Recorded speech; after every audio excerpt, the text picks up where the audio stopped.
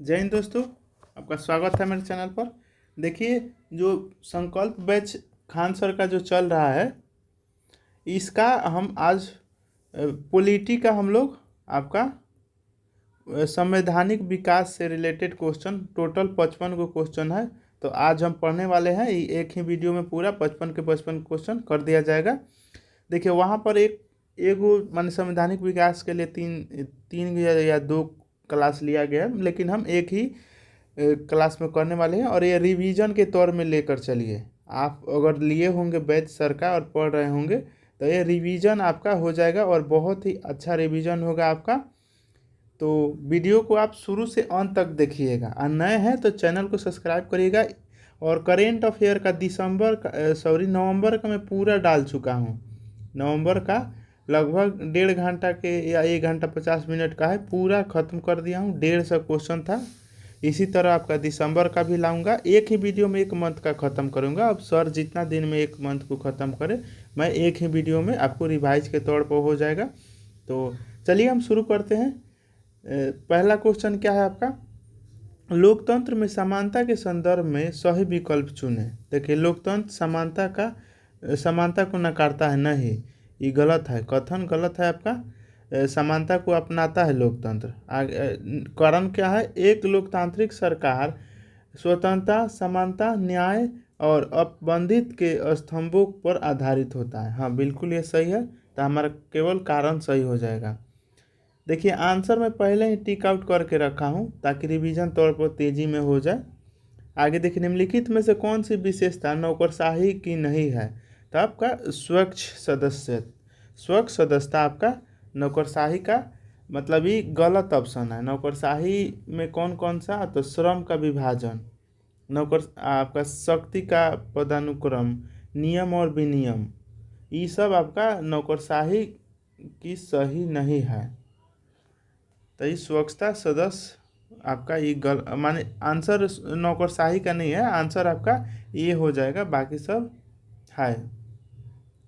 देखिए, निम्नलिखित में से कौन सा प्रभुसत्ता प्रभुसत्ता का लक्षण नहीं है। तो आपका लक्षण नहीं है तो कौन कौन है, तो अविभाज्यता, अविशिष्टता, अस्थायित्व, ये सब आपका प्रभुसत्ता का लक्षण है, लेकिन आदेयता नहीं है। तो आंसर हमारा बी हो जाएगा, आंसर हमारा बी हो जाएगा। चलिए आगे देखते हैं। सुमेलित करना है आपको। तो देखिए, भारत परिषद अधिनियम 1892 की सदस्यता।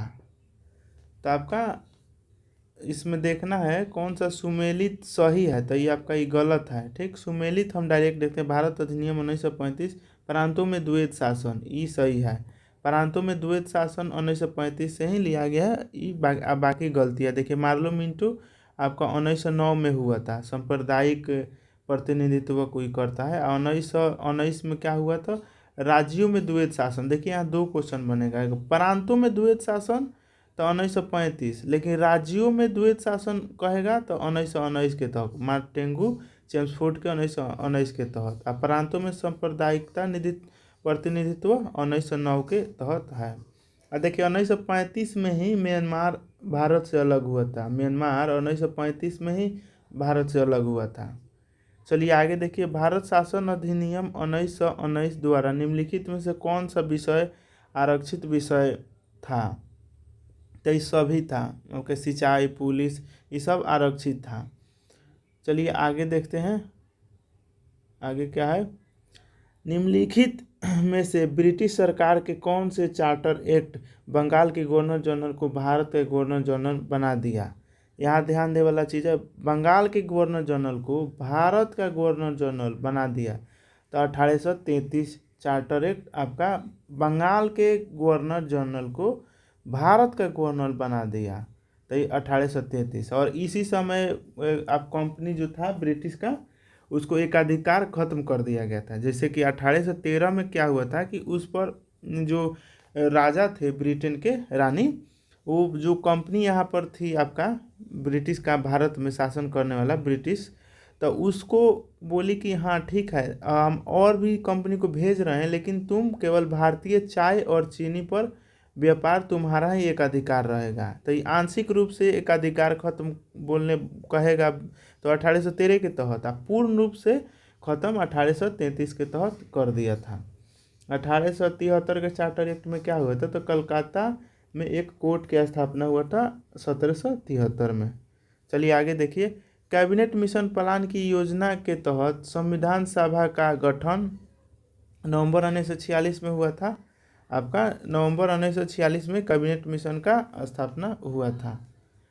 देखिए 8 नंबर क्या है, किसी भारत परिषद अधिनियम द्वारा भारत में ब्रिटिश द्वारा सांप्रदायिक निर्वाचन प्रणाली का प्रारंभ कब हुआ, तो 1909 में हुआ था। सांप्रदायिक कि मुस्लिम को अलग क्षेत्र दे दिया जाएगा, तो उसी को सांप्रदायिक आपका निर्वाचन प्रणाली 1909 में आया था।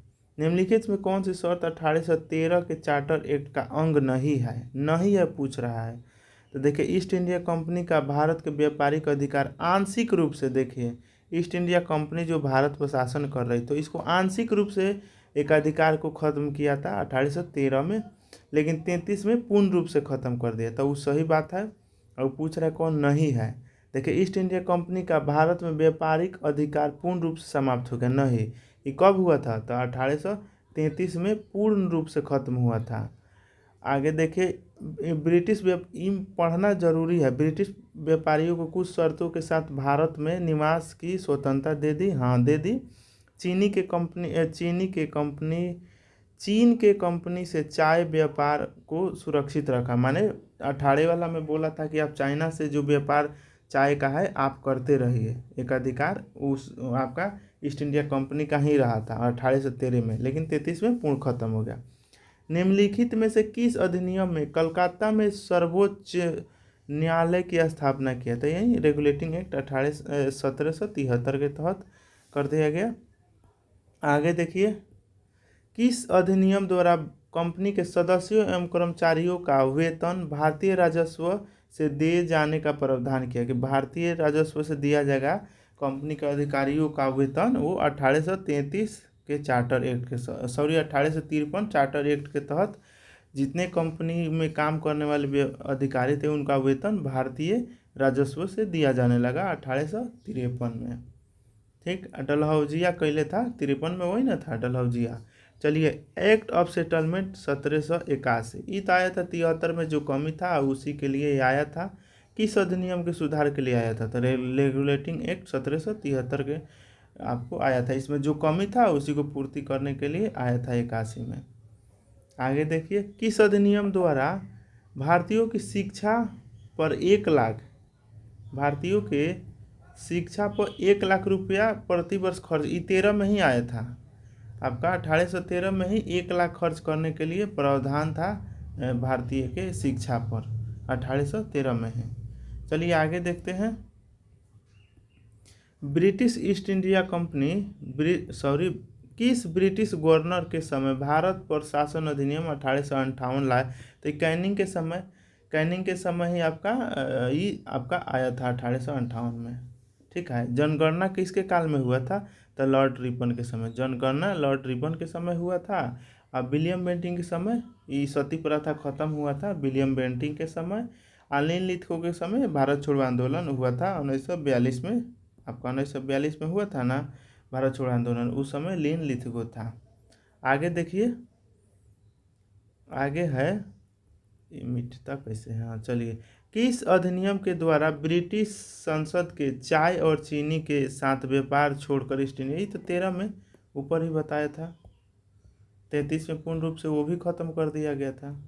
चलिए आगे देखिए, किस अधिनियम द्वारा भारत में कंपनी शासन ब्रिटिश क्राउन के अधीन चला गया, तो 1858 के समय आपका जो ईस्ट इंडिया कंपनी था उसे छीन लिया गया शासन प्रणाली भारत पर, और सीधे चला गया वायसराय बना दिया, आपका ब्रिटिश क्राउन के हाथ में चला गया। और ये आपका जो गवर्नर जनरल भारत के था उसको एक वायसराय के रूप में नाम दे दिया गया, कि आपका यही शासन करेगा ब्रिटिश क्राउन के बिहाफ पर।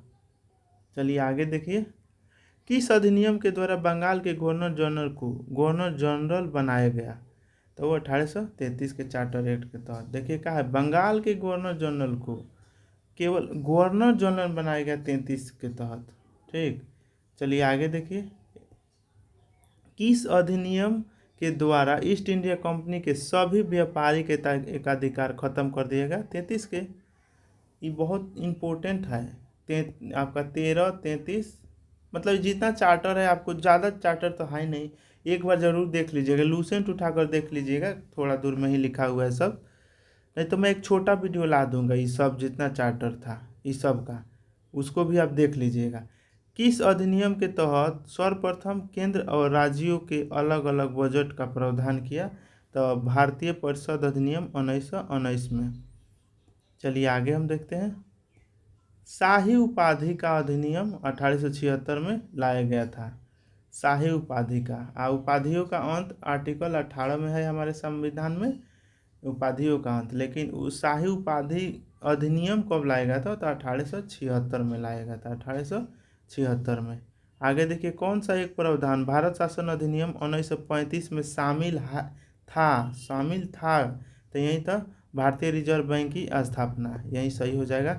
बाकी आपका देख लीजिए, सांप्रदायिक निर्वाचन 1909 में आया था, सांप्रदायिक हुए, मार्ले मिंटो लाया था। राज्यों में द्वैत शासन, देखिए राज्यों में द्वैत शासन कहेगा तो 1919, राज्यों में कहेगा तो 1919, लेकिन अगर प्रांतों में बोल दिया तब 1935 के रेगुलेटिंग एक्ट के तहत हुआ था। प्रांतों में द्वैत शासन कहेगा तो 1935, लेकिन राज्यों में कहेगा तो 1919।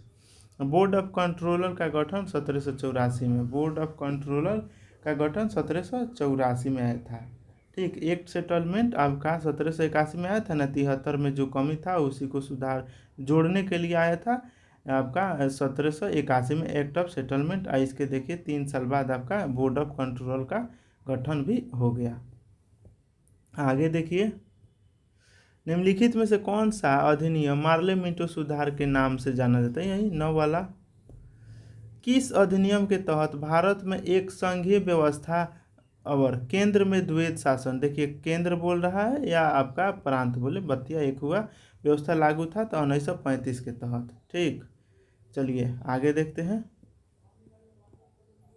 आगे क्वेश्चन 24 नंबर, केंद्र में किस अधिनियम द्वारा केंद्र में द्विसदनीय विधायिका की स्थापना की गई? तो भारत शासन अधिनियम 1919 के तहत।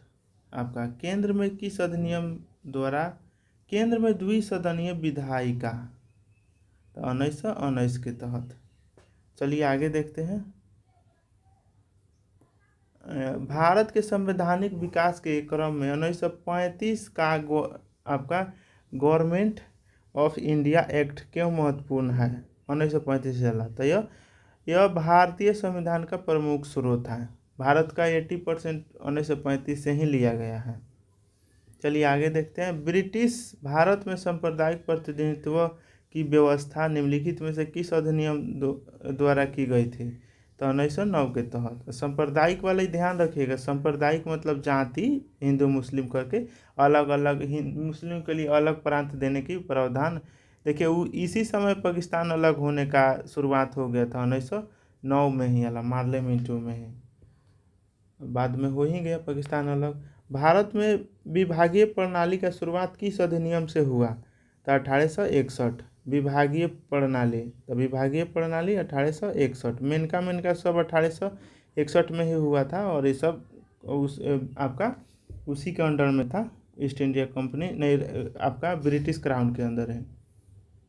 आगे देखते हैं, भारतीय विधि परिषद को बजट पर बहस करने का शक्ति कब दिया गया था? भारतीयों को माने बजट पर आप बहस कर सकते हैं, यह 1892 में दिया गया। कब?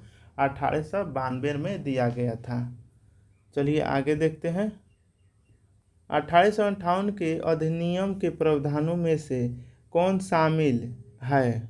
तो कौन शामिल है? तब भारत शासन, माने तीनों शामिल है, पढ़ लेते हैं। भारत और भारतीय क्षेत्रों का प्रशासन क्राउन के अधीन चल गया था ना 1858 में। वायसराय बना दिया गया था गवर्नर जनरल को, भारत के गवर्नर जनरल का नाम पद हटा के वायसराय बना दिया गया था 58 में। ईस्ट इंडिया कंपनी का शासन समाप्त हो गया, हाँ सही है, समाप्त हो गया था। भारत के गवर्नर जनरल को वायसराय बना दिया गया था, हाँ बना दिया गया था। तो आपका तीनों सही हो जाएगा। चलिए आगे देखते हैं। 1858 के गवर्नमेंट ऑफ इंडिया एक्ट भारतीय सेना पुनर्गठन किया तो ईस्ट इंडिया कंपनी भारत का प्रशासन करने के लिए तैयार नहीं था। आपका देखिए इसमें क्या है, दोनों सही है लेकिन आर एक अब सही व्याख्या नहीं कर रहा है, ऑप्शन बी आंसर हो जाएगा। आगे देखिए, किस अधिनियम द्वारा पहली बार गवर्नर जनरल के परिषद में अंतरिम गैर सरकारी सदस्यों की नियुक्ति हुई? तो 1861 में ही आपका भाग ले सकते थे, नहीं 1861 में ही आपका ये चीज़ हुआ था, भाग लेने वाला अलग चीज़ है। आगे देखिए, मार्ले मिंटो सुधार अधिनियम 1909 के संदर्भ में निम्नलिखित कथन पर विचार करें। इस अधिनियम में केंद्रीय विधान परिषद के अतिरिक्त सदस्यों की संख्या 16 से बढ़ाकर 60 किया गया था। इसे विधायिका में सांप्रदायिक प्रतिनिधित्व के सिद्धांत को स्वीकार किया था। इसे विधायक बजट पर चर्चा करने की अनुमति बजट पर चर्चा करने की अनुमति नहीं दिया था। चलिए आगे देखिए, प्रांतों में द्वैत शासन। देखिए प्रांतों में द्वैत शासन की शुरुआत किस नियम के तहत हुआ था? प्रांतों में मार्ले में था मोंटेगू चेम्सफोर्ड सुधार 1909 में, माने नियम आपको उस समय दिया गया था। मोंटेगू चेम्सफोर्ड सुधार 1919 में दिया गया था प्रांतों में द्वैत शासन। चलिए, भारतीय इतिहास के संदर्भ में द्वैत शासन के सिद्धांत का अर्थ है प्रांतीय विषय को दो श्रेणियों में विभाजित करना। ऑप्शन नंबर डी हो जाएगा, प्रांतीय विषय को दो विषय में विभाजित करना। कथन देखिए, भारत सरकार अधिनियम 1919 ब्रिटिश संसद द्वारा प्रांतीय सरकार में द्वैत शासन की शुरुआत की पारित किया गया था। हाँ सही है, किया गया था आपका द्वैत शासन। प्रांतीय सरकार में द्वैत शासन, देखिए ऊपर शायद में गलती बोल दिया था, उल्टा हो गया था। तो प्रांत में द्वैत शासन 1919 के तहत ही हुआ था। लेकिन मोंटेगू चेम्सफोर्ड सुधार समिति केंद्रीय स्तर पर द्वैत शासन की सिफारिश की ना, ये द्वैत शासन का मोंटेगू चेम्सफोर्ड नहीं किया था। तो आपका ए सही हो जाएगा लेकिन आर गलती हो जाएगा। चलिए आगे देखते हैं। जवाहरलाल नेहरू ने निम्न में से किस अधिनियम को गुलामी का चार्टर बोला? तो गुलामी का चार्टर किस अधिनियम को बोला था? तो 35 वाला को ही बोला था। जवाहरलाल नेहरू ने 35 को ही गुलामी का चार्टर बोला था। भारतीय संविधान में केंद्र और राज्यों के बीच शक्तियों का वितरण का प्रावधान किस अधिनियम में प्रस्तावित है? तो भारत शासन अधिनियम 1935। भारत शासन अधिनियम 1935 में ही आपका केंद्र राज्य के शक्तियों का आपका था। आगे देखिए, गवर्नमेंट ऑफ इंडिया एक्ट 1935 द्वारा स्थापित अखिल भारतीय संघ में अवशिष्ट शक्ति किसे प्रदान की गई? तो भारत के गवर्नर जनरल में किया गया।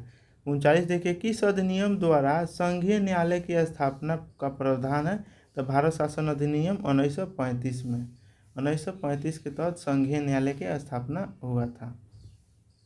40 नंबर, किस अधिनियम विधानमंडल में महिलाओं, दलितों और मजदूर वर्ग के लिए अलग से निर्वाचन का व्यवस्था 1909 में कैले था? ठीक है, महिलाओं, दलितों और बुजुर्ग के लिए अलग से इसमें 1919 में हुआ था शायद, इसमें कन्फ्यूजन हो रहा है, डाउट है थोड़ा इस पर, तो आप कमेंट क्लियर करके बोलिएगा क्योंकि गलती बोलने पर गड़बड़ हो जाएगा। चलिए मिलान करिए। भारत सरकार अधिनियम 1919 आपका, प्रांतों में द्वैत शासन 1919, अब प्रांतीय स्वायत्तता कहेगा तो 35, प्रांतीय स्वायत्तता कहेगा तो 35, अब प्रांतों में द्वैत शासन तो 1919। 19 मिनटों का सांप्रदायिक निर्वाचन, 61 वाला विभागीय व्यवस्था, 1861 विभागीय व्यवस्था 61 में लाया था। ऑप्शन नंबर बी आंसर हो जाएगा। चलिए आगे देखते हैं। किस अधिनियम के तहत पहली बार विधायिका में कुछ निर्वाचित प्रतिनिधित्व को शामिल करने की व्यवस्था की गई है? तो भारत सरकार अधिनियम 1935 में किया गया है। चलिए अब ज़्यादा नहीं है। भारत के स्वतंत्रता के पश्चात संविधान लागू होने तक भारत का शासन किसके अंतर्गत चलाया गया? तो 1935 के अधिनियम के तहत चलाया गया था। चलिए आगे देखते हैं। निम्नलिखित में से कौन सा एक भारत शासन अधिनियम का मुख्य विशेषता नहीं है? तो नहीं क्या है? तो अवशिष्ट विषय प्रांतीय विधायकों को अलग करता है, यह बात गलत है, बाकी सब सही है। प्रांतीय स्वायत्तता था, इसे प्रांतीय स्तर पर द्वैत शासन प्रणाली को समाप्त कर केंद्र में लागू कर दिया गया और अखिल भारतीय संघ की व्यवस्था अब किया गया था 35 में। विधान परिषद में बजट पर वोट देने और पूरक प्रश्न अधिकार में किस अधिनियम के द्वारा, ये क्वेश्चन दिख नहीं रहा है, हाँ, पूछने का अधिकार, प्रश्न पूछने का अधिकार किस अधिनियम? तो 1909 के तहत दिया गया था। वोट देने और प्रश्न पूछने का अधिकार 1909 में भी प्रावधान था।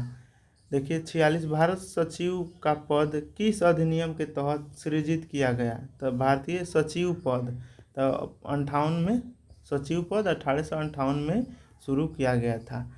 प्रथम भारतीय को विधि निर्माण की प्रक्रिया में भाग लेने का प्रावधान किस अधिनियम में? तो 61 में। विधि निर्माण क्या आपका विधि निर्माण प्रक्रिया में भाग लेने का प्रावधान भारत परिषद अधिनियम 1861 में था। चलिए आगे देखिए। ब्रिटिश सरकार द्वारा भारत में ईस्ट इंडिया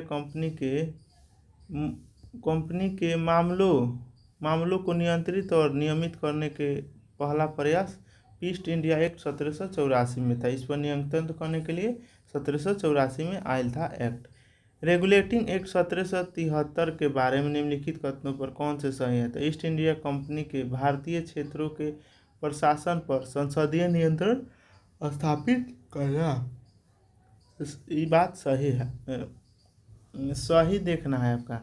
तो बंगाल के गवर्नर को भारत के गवर्नर जनरल, हाँ, 73 में ही बनाया गया था। बंगाल के गवर्नर को नहीं, एक में गलत देखना है जी। देखिए बंगाल के गवर्नर को भारत का गवर्नर नहीं बनाया था, बंगाल के गवर्नर को बंगाल का ही गवर्नर जनरल बनाया गया आपका 1773 में बनाया गया था। तो ये आंसर नहीं वाला चुनना है।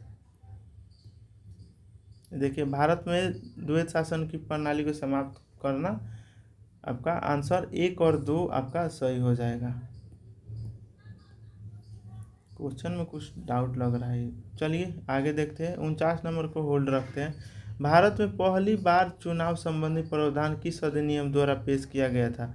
तो भारत शासन अधिनियम 1892 में। पहली बार चुनाव संबंधी प्रावधान 1892। चलिए आगे देखते हैं। चार्टर एक्ट 1813 के बारे में देखना है क्या क्या लिखा है। तो इससे भारत में ईस्ट इंडिया कंपनी के व्यापारिक अधिकार को समाप्त कर दिया और चाय व्यापार और चीनी को छोड़कर, बात सही है। 13 में चाय चीनी छोड़कर तो समाप्त कर ही दिया गया था आंशिक रूप से। ईसाई मशीनरों को धर्म प्रचार, हाँ, धर्म प्रचार का भी आया था और 1 लाख खर्च शिक्षा पर भी करने का आया था 1813 में। ठीक है, चलिए आगे 52 नंबर देखते हैं। 1853 के चार्टर अधिनियम का सबसे महत्वपूर्ण प्रावधान क्या था? तो महत्वपूर्ण क्या था? तो ये भारतीय सिविल सेवाओं के लिए खुली प्रतियोगिता की शुरुआत। 53 में ही आपका ये जो सिविल सर्विसेज यूपीएससी देखता है ना, आपका बीपीएससी, ये सभी का लाया गया था सिविल सेवा में। एग्जाम ये सब एग्जाम के थ्रू ये सब का ज्वाइनिंग होगा। तो ये 1853 के तहत आया है। तो याद रखिएगा, एग्जाम की शुरुआत प्रतियोगिता 1853 वाला से ही हुआ था। किस अधिनियम के द्वारा विधायी कार्यों को कार्यकारी कार्यों से अलग किया था? Pitt's India act 1784। Pitt's India act 1784 विधि कार्यों को कार्यकारी विधि से अलग किया।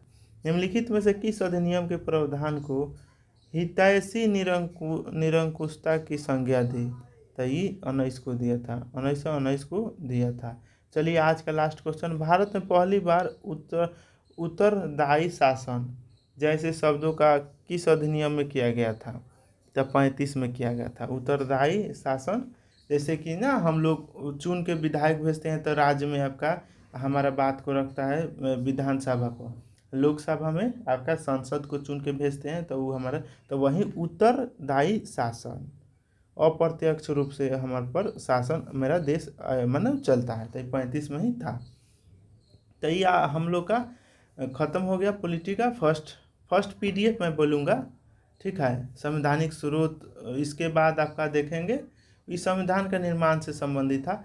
तो आप लोगों को कैसा लगा वीडियो कमेंट करके बताइएगा और लाइक ज़रूर करिएगा, नए हैं तो चैनल को सब्सक्राइब ज़रूर करिएगा, ठीक। और अपने दोस्तों में और ग्रुप में ज़रूर शेयर करिएगा और इसी तरीक़ा से हम कंटिन्यू रखेंगे जब तक आपका एग्ज़ाम नहीं हो जाता हमारा बिहार SI वाला, ठीक।